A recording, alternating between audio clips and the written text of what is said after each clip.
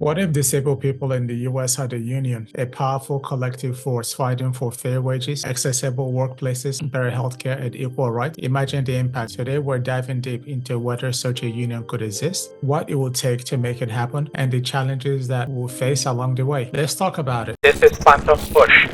This idea came from a thought-provoking post on Reddit, our disability community, where someone asked, why don't disabled people have a union? This question raises important discussion about labor rights, accessibility, and collective power. So let's break it down. What would it take to unionize? Now, keep in mind, a union for disabled people would be different from traditional labor union, but there are key steps that needs to happen. Legal pathways. Currently, most unions fall under the National Labor Relations Act, or NLRA, which covers employees but doesn't address disability employees on disability benefits. Now, new legislation might be needed. Who would be included? What would it take for disabled people to unionize? Would it be only for disabled people or also caregivers, employee, disabled individuals, and allies? Now, a broad membership base would create a stronger voice. Organizing step, disabled people would need local and national chapter, leadership, legal backing, and collective bargain power. For example, looking at successful union movement like the civil rights movement or labor movement for farm workers, we can learn what strategies work. The question now is, what would this union fight for? Wages protection, disability accommodation at work, stronger healthcare policies, anti-discrimination measures. But as you can guess, it won't be that easy because when we talk about disability, you know that there's a lot of intricate measures surrounding disability. There's physical disability, there's impairment, all sorts of learning disability. So the question is, if you're going to advocate for one particular group, you don't want to alienate another particular group. So I think that from the jump,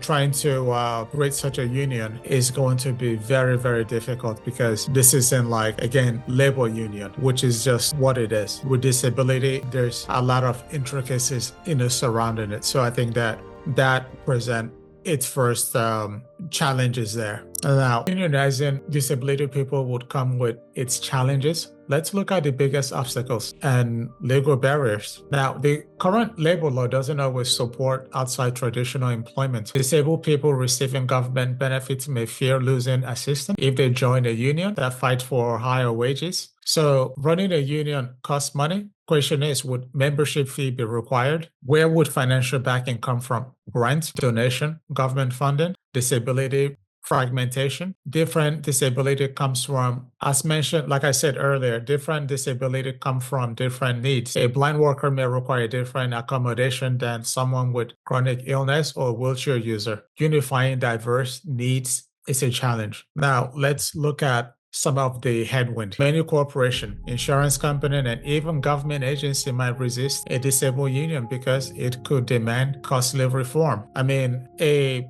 prime example of this is the workers who are trying to unionize or Amazon workers rather, who are trying to unionize.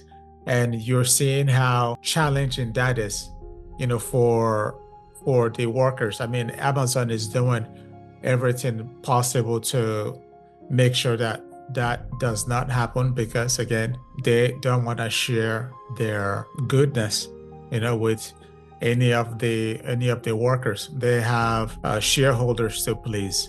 They have money to make, and the workers are nothing but just worker bees, right? So I think that to even conceptualize the challenges surrounding unionization for disabled people, you can extrapolate just by looking at that, or any other components that are suffering or dealing with unionizing. Despite its challenges, history shows that when marginalized people unite, they can create real challenges, which brings us to the benefit of disabled people's union. If we could overcome the challenges, the benefit of disability would be a severe game changer for many. Here's why. Better wages and job protections. And there's no relevant time than now to protect people with disability. Because again, if you look at what's happening with the government with, being anti-DEI, right? And also forcing or encouraging rather most corporations to opt out of their DEI hire. So I think there's no greater time than this, but the road ahead for disability, people gaining visibility had always been so difficult. And now I feel like with the push that the current administration is making, so I think that just about any other changes that were made before had been torn open. So disabled people and its allies have to start building that fabric all over again. But hopefully that's not the case, or whatever changes that is made against disabled people, hopefully it's not as bad. So I think that's one thing that we need to look at. And I'm sure that the user who posted this on Reddit probably noticed that, probably realized that maybe their his or her job, is on the chopping block. And now it's like, well, yeah, what am I to do? This is not an idea, right? For one to say, well, can you wrap your head around what could happen? So I feel like, yeah, this is a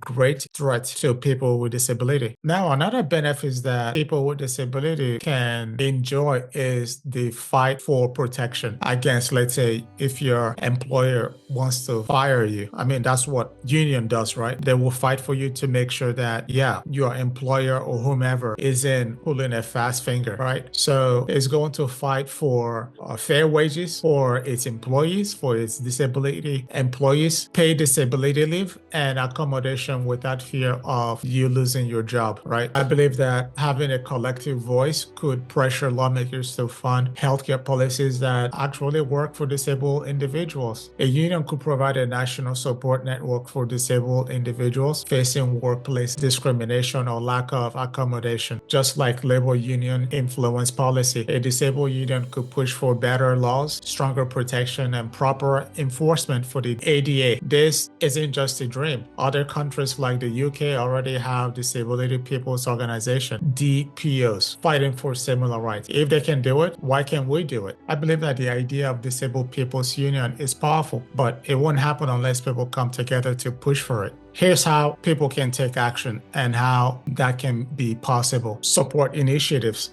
Call for better disability protection. Get involved in local advocacy groups. Many disabled rights organizations already exist. Find one in your local area and spread the word. Basically, I mean, this person did it and I took it from them, right? I'm talking about it. Talk about the issue, share the video, have discussions, comment below. Would you join a disabled union? Why or why not? Let's the conversation start. Now, if you found this video helpful, hit that like button, subscribe, turn on notification, hit subscribe, like, share it. Yes, I want to thank you so much for joining me in this particular segment. And again, I'd like to hear from you. Until next time, take care of yourself. This is Phantom Push.